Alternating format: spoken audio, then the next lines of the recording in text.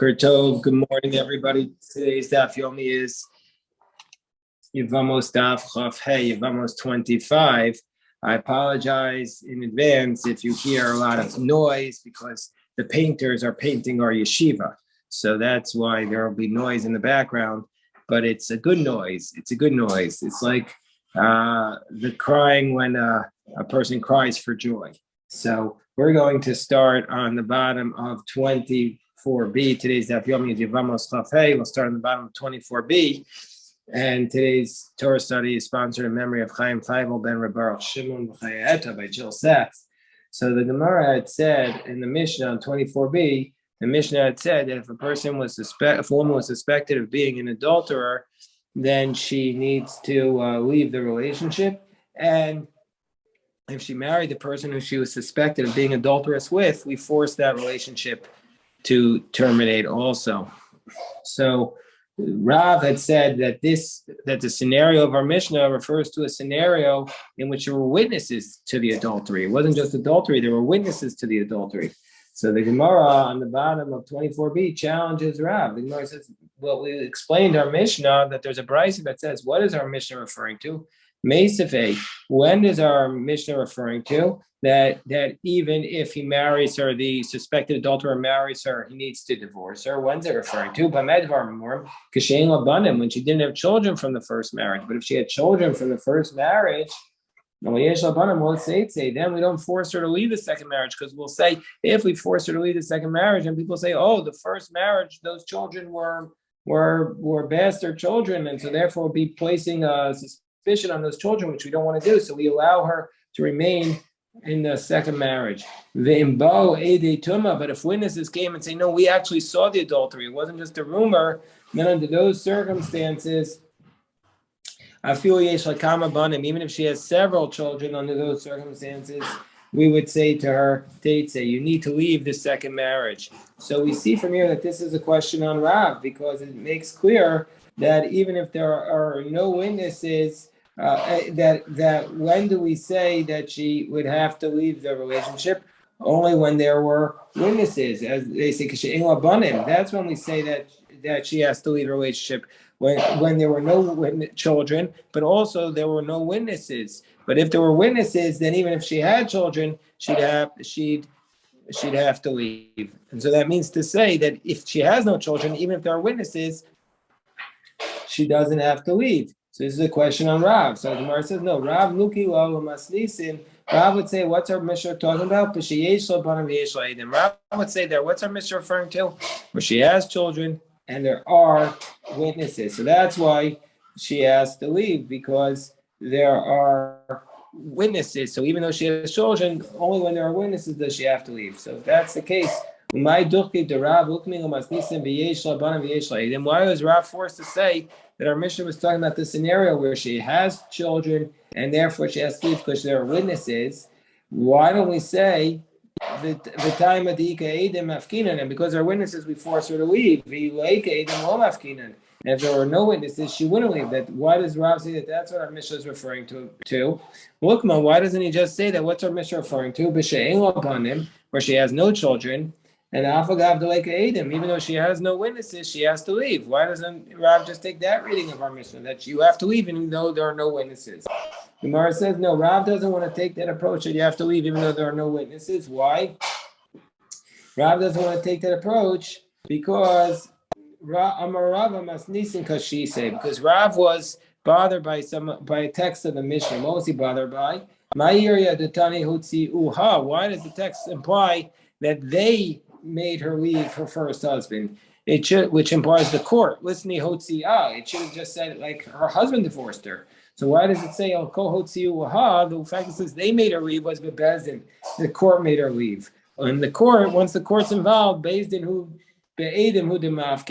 court only deals with witnesses. And so therefore, that's why Rav says that the scenario of our Mishnah is where there are witnesses. And so why is she leaving? There are children and there are witnesses, and that's why she has to leave. But if there were no children, then she would only leave if there were witnesses. So that's the first approach. But then the Gemara says, Ibaya, same alternative approach. our Mishnah, which implies that she leaves even without witnesses, that the marriage terminates even without witnesses, whereas Rav was bothered by the source that says that she only leaves with witnesses. So what does our Mishnah say that she leaves without witnesses? So we would have to say that our Mishnah is like Rebbe, and Rav is not posking like Rebbe. Because what does Rebbe say? Rebbe's of the position that you force a marriage to terminate if there's only circumstantial evidence of adultery. That's what Rebbe says. Because Hani Masnisa Rebbe, the Tanya, what does Rebbe say? Rochel Yotze v'isha chogeres b'sinor. Let's say the peddler, the man comes home from work and he sees the peddler is leaving and the woman's fixing her undergarments. So there's a lot of circumstantial evidence of adultery. So under those circumstances, I'm a Rebbe. Rebbe says, "Oh, machura." Since the matter is vulgar, it's gross, it's disgusting. So therefore, Teitze, she has to leave the marriage. Or alternatively, let's say a man comes home and he sees that there is saliva on the bed. So he says, "I'm a Rebbe, ho machura davar." So it's a circumstantial evidence of adultery. So she has to leave. Teitze. Or alternatively, on 25a, another scenario. He comes home and he sees the shoes overturned underneath the bed. So Rashi says these were the shoes of an idolater, and the suspicion is that she was having an adulterous relationship with him, and he turns over her shoes so she wouldn't recognize it. So therefore, under those circumstances, again, Rebbe says, since the matter is disgusting, she'd have to leave. So the Gemara says, wait 1 second. If the shoes are turned over, why don't we look to see whose shoes they are? I mean, we could solve that problem easily. So the Gemara says, no. No, the place where the shoes was all turned over. So it was a messy place. So there was the concern of adultery. The Talmud says, the law is like Rav, and the law is like Rebbe. How do we say the law is like Rav and the law is like Rebbe? They're two separate, they're saying two opposite things. Rebbe said we make a marriage end if there's a suspicion of adultery. But Rav says we only make the marriage end if there are witnesses to the adultery. So which is it? So how can you say the law is like both of them? It's a question, a difficulty on a difficulty. Where it says lo kasha, it's not a difficulty. Haba called the pasuk, haba called the lo pasuk. It depends what type of rumors there are. One is a rumor that stops, one is a rumor that doesn't stop. So meaning to say, call it lo pasuk. If there's a rumor that never stops, and there are no witnesses, then we're going to rule like Rebbe. We're going to rule like Rebbe, and we're going to terminate the marriage because there's a very strong rumor. But kala the pasuk. But if the rumor stops, but there are witnesses, then we're going to rule like Rav, and we're going to only when if there's not a strong rumor, then it will be required like Rav, and only when there's witnesses will we force the marriage to end. Gemara says, well, what's considered a strong rumor that doesn't stop, and what's a rumor that stops? So, kala the lo pasuk ad kama. What's considered a rumor that doesn't stop? Abaye says, I'm really aim. My mother taught me. It wasn't his biological mother; it was his adopted mother. He was adopted by his nanny after his mother died. So he says, my mother told me, Dumi demasa yoma upalga, that the normal rumors of a city last a day and a half. So if the rumors last more than a day and a half, presumably it's a strong rumor, and you'd have to end the relationship. And when do we say that? Is when there's no break in between. But if there's a break in between, it's not a straight rumor. The rumor is stopped in between. So when we say that it's a strong rumor that doesn't stop, then it goes straight a day and a half. But if it stops in between, then it's not a strong rumor. But that's only where it doesn't stop on account of fear. But if it stops because of fear, if it stops on account of fear, well, that's not considered stopping. That's machmasirahu. That's on account of fear that it stopped. Well, Amran, and we don't say this ela deleka oivim, where there are no enemies that are causing the rumors to go. But if there are enemies causing the rumors to go, then ika oivim hu da'afku call. Then we say that the enemies are the ones who caused the rumor to spread. The enemies are the ones who spread the rumor. It's something to put the rumors on legs. Says Mishnah. So since we talked about whether or not that we said that if a woman was either, according to Rabbi, if there was a strong rumor, we force her to leave the marriage, and if she marries the adulterer, we make that marriage terminate also. Or according to Rabbi, if there were witnesses to the adultery and then she married the adulterer, we cause that marriage to terminate. So we see that even if you entered into another marriage, we'll force her to leave. So now we're going to question the limits of that. So Amar Tanan also, we learned Hamotzi as Ishto Mishum Shemra, somebody who divorces their wife because there were rumors that she was adulterous. Lo Yafsir. We're not going to allow him to remarry her. Why? Because we're going to say he's going to come and claim after she. We're worried he's going to claim after she remarried. Oh, I found out this rumor wasn't true. Excuse me. And since if I had only known it wasn't true, I never would have divorced her. And so therefore he's challenging the whole premise of the divorce. And maybe therefore the divorce is going to be uprooted retroactively. Say my intent in giving the divorce was off.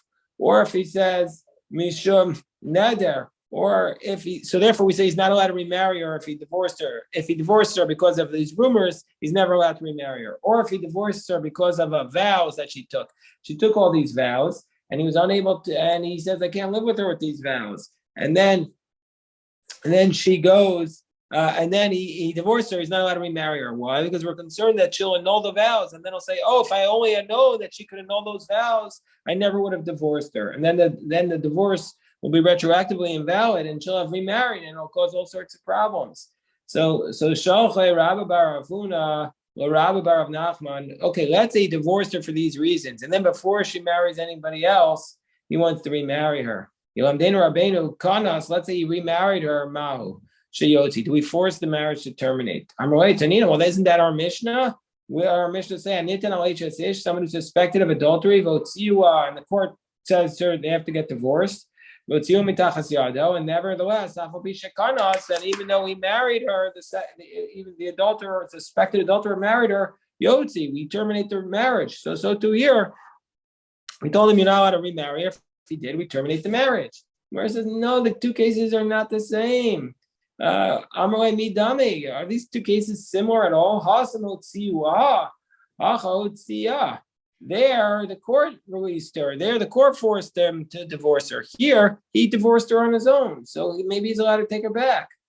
So the Gemara says, the Rabbi Rav Nachman masnisin nami otzia tanan. No, Rabbi Rav Nachman says, no, our Mishnah, I have the language that he divorced her in our Mishnah, not that the court divorced her.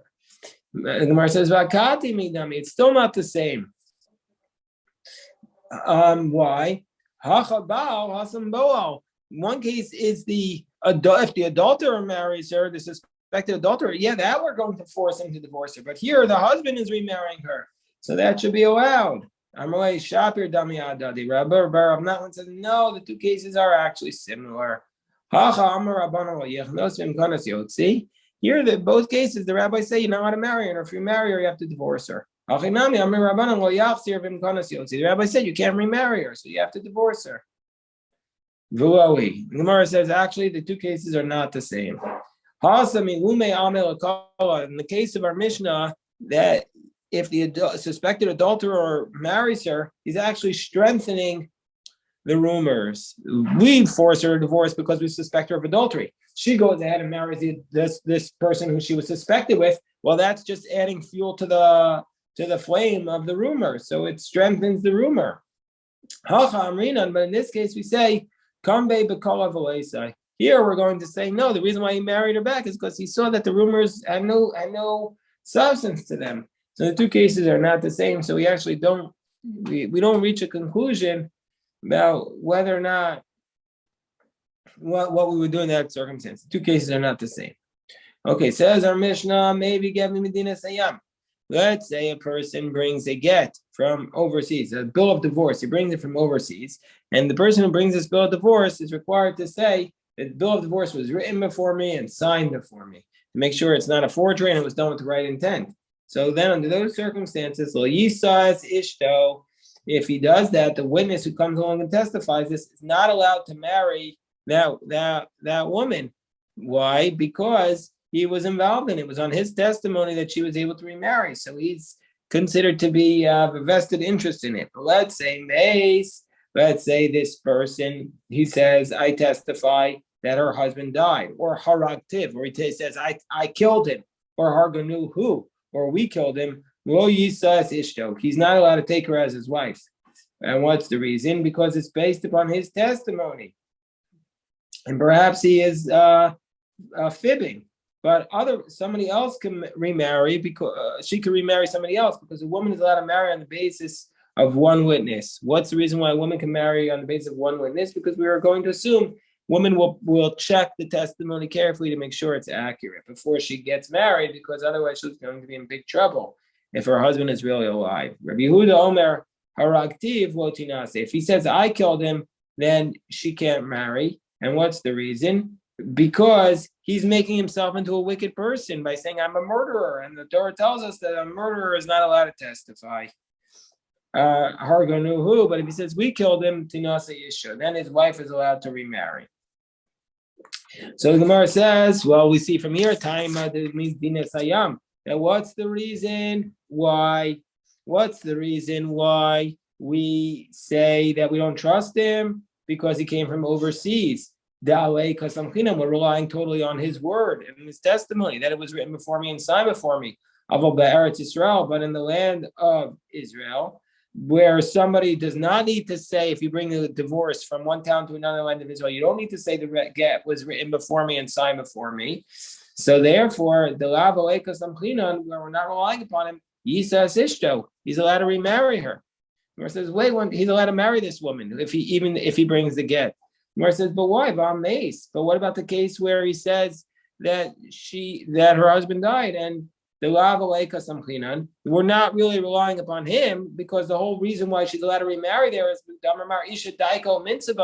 that the woman will check the testimony and make sure it's accurate before she marries. Because Tani lo Yisas Ishto, there we say he's not allowed to marry her, and we're also not relying upon him. We're saying no, Hasam Leikaksava. There's no text, there's no written words. So here there's a written divorce. That's the difference between the get and if he says that her husband died, the writing proves it. The ksav mochiach. So it's not just his word, it's not just the woman checking it, it's the get itself is in front of him. We say if he testifies that the husband died, or I killed him, or we killed him, he's not allowed to marry her. But says the Gemara, who knew the lo yisa? He can't marry her. Who needs the lo yisa issue? He can't marry her. She can marry somebody else, even though he's presumably a wicked person. So we allow her to marry somebody else. But why? If the person says, somebody assaulted me sexually, so then he's allowed to come forward and testify with another witness about that. He could testify with somebody else to kill the assailant. But if he says l'rtzoni, if he says I did it willingly, Rasha, he's sinful. He's not allowed to be a witness. So if he says I killed him, how is he allowed to testify? And if you want to say, well, in this case, even though he's wicked, the rabbis are saying we're going to allow him to testify because it's in order to allow the woman to remarry and want to be lenient. It can't be. Gazan de Devrayim Kashal Isha. But Rav Menashe said only a rabbinic sinner is kosher for a witness, or on top of 25b, to testify about a woman being able to remarry. But Gazan de Torah Apostle Edus. So, but a person who testifies,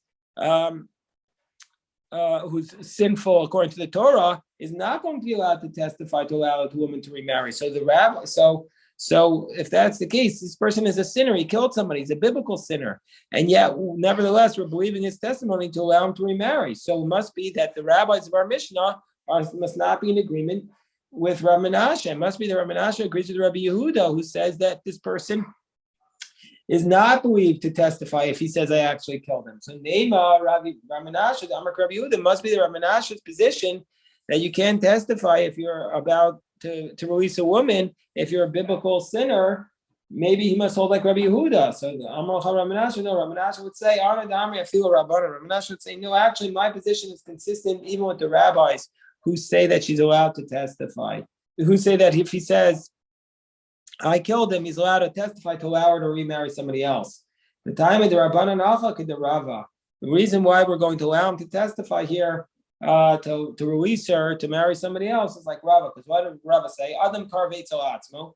A person is a relative for himself, meaning a relative can't testify. So you can't testify about yourself, and you can't make yourself wicked. And so therefore, he's not considered to be testifying about himself. And also we don't believe him that he's wicked. And so therefore we accept his testimony as it relates to the other man, but not as it relates to he himself. And so this is what's called the concept of Pagina Dibura. We break up his words. We believe his words vis-a-vis somebody else, but not believe them vis-a-vis himself. And so therefore the rabbis say we accept his testimony to allow somebody else to remarry. And that's what Rav Menashe would say in this case as well. So the Gemara says, so the Gemara says, well, let's say Rav Yosef to Amar Rav Yehuda. So let's say Rav Yosef, who says that you can only testify, that Rav Yosef, who says that you can't testify if you were a wicked sinner, must be that he holds like Rav Yehuda, who says that you can only testify. That Rav Yehuda says you can't testify about yourself. So let's say that Rav Yosef, who says that if I did it willingly, he's not believed. Maybe he holds like Rabbi Yehuda, because Rabbi Yehuda says that if he says I killed him, we're not going to trust the testimony. Gemara says, I could hold like the Rabbanan, who do accept the testimony, even if he says I killed him, because what would I would say? I would say Shamus Eidus Isha, they kill their Rabbanan. That the rabbis, even though generally, if the person is a sinner, we don't believe him, but when it comes to testifying to allow a woman to remarry so that she's not stuck in a chained, dead marriage, therefore we're going to accept the testimony. Rav Menashe and Rav Yosef would say, and I would say that Menashe is like Rabbi Yehuda. Okay. So if he says, I killed him, Rabbi Yehuda says he can't remarry. But if he says, she can't remarry, but if he says, we killed him, then Rabbi Yehuda allows her to remarry on the basis of that testimony. So then Laura says, well, why? Why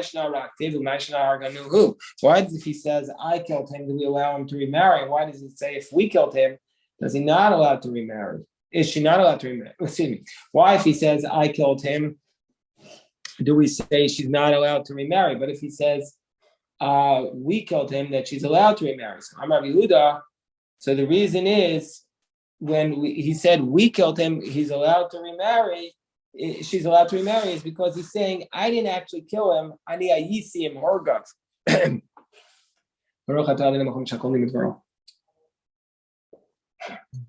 He's saying, I was with the people, I was amongst the people who killed him, but I didn't actually kill him. And we have a brisa that supports this. Vatanya Amar Rabbi Yehuda. They said this brisa to Rabbi Yehuda. They said to Rabbi Yehuda, there was a story about a bunch of robbers. That one of them was going out to be executed by the court. And as he was being brought out to be executed by the court, in this place of Mezigas Kapotka, as he's being brought out to be executed, he said to them, you know what? Shimon ben Cohen, go tell the wife of Shimon ben Cohen, Ani Arakti is power, but means Hasing Lud. Go tell them, when we were coming into Lud, I killed her husband.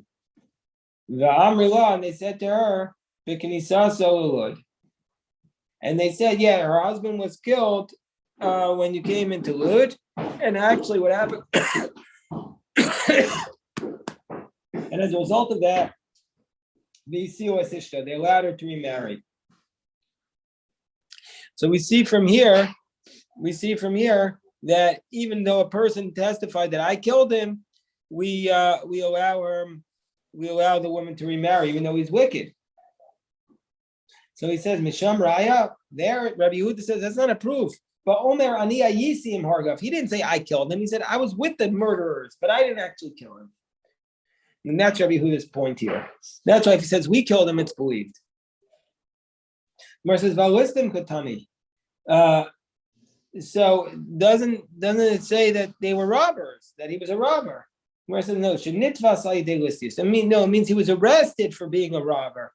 But it doesn't mean that he actually And he actually did it. Gemara says, "But Yatzel Yarikatani," but it says he was going out to be killed, so it means he was an actual robber, and so he was a sinner, and yet we accepted his testimony. Gemara says, no, Beidina Dov the Kachavim, who was being executed by an idolatrous court.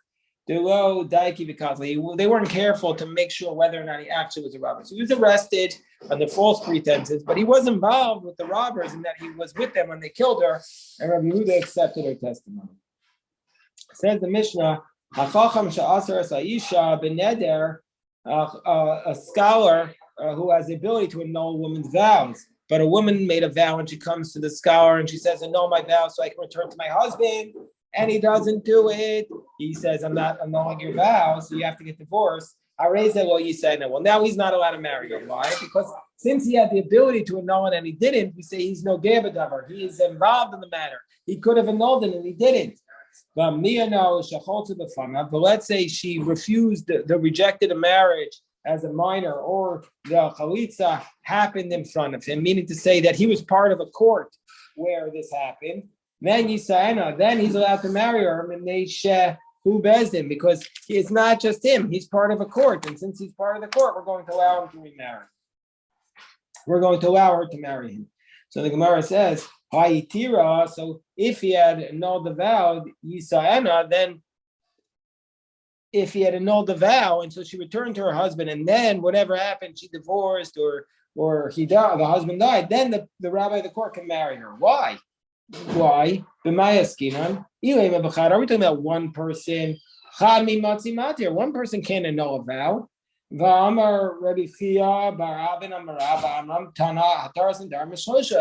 You need three rabbis to annul a vow, not one. So it must be El Batasa. It must be that there's a court of three that annulled it. But Batasa Michashada. Are we going to really be suspicious? But then we just say that if he's part of a court, he can marry her. So the Gemara says, "Olam bechad." Really, there's just one witness, one judge there. That he's an expert. One expert can annul a vow. So it's an expert. And so he's annulling the vows on that basis, and therefore, since he refused to annul her vow, he's not going to be allowed to remarry her. So, okay, we'll stop here. God willing, I want to remind people of the schedule, that the schedule is that we will